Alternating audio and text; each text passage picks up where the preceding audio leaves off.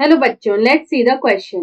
The question is, यहाँ पे हमें डायरेक्शंस दे रखा है कि in the following question a statement of assertion is followed by a statement of reason, mark the correct choice. तो यहाँ पे हमें जो असर्शन दे रखा है and it is followed by a reason, तो हमें यहाँ पे जो करेक्ट चॉइस है उसको मैच करना है।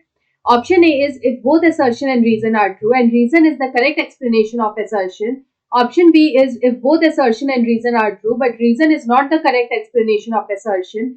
Option C is if assertion is true but reason is false, and option D is if assertion is false but reason is true. तो यहाँ पे सबसे पहले हम लोग देखेंगे अबाउट आवर assertion। तो यहाँ पे assertion में हमें क्या दे रखा है। तो यहाँ पे अगर assertion की बात करें तो उसमें लिखा है asexual reproduction involves formation of clones of an organism।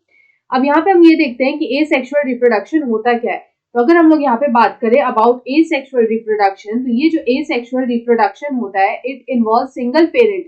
यहाँ पे सिर्फ एक ही पेरेंट का इन्वॉल्वमेंट होता है, तो here we can say a single parent is involve. यहाँ पे जो गैमीट्स का फ्यूजन नहीं होता है, there is no fusion of gametes here, no fusion of gametes अगर। तो यहाँ पे क्या होता है कि जो सिंगल पेरेंट का जीन जो होता है it is exactly transferred into the offspring.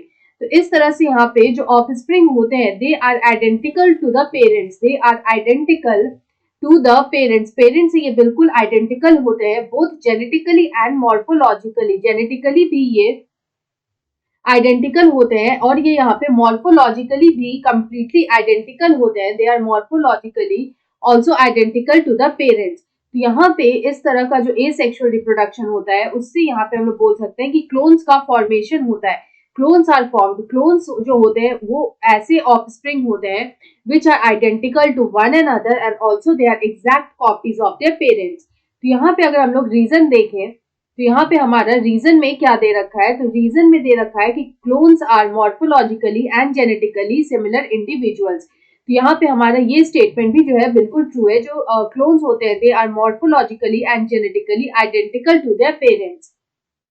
तो हम लोग लिख सकते हैं कि जो क्लोन्स होते हैं they are identical copies of their parents, they are identical copies of their parents. तो यहाँ पे अगर हम लोग देखें तो हमारा असर्शन भी ट्रू है, रीजन भी ट्रू है, और जो यहाँ पे रीजन है it is the correct explanation of assertion. तो यहाँ पे अगर हम लोग देखें तो ऑप्शन ए में दे रखा है if both assertion and reason are true and reason is the correct explanation of assertion, so option A is the right answer. I hope you understood it well. Best of luck.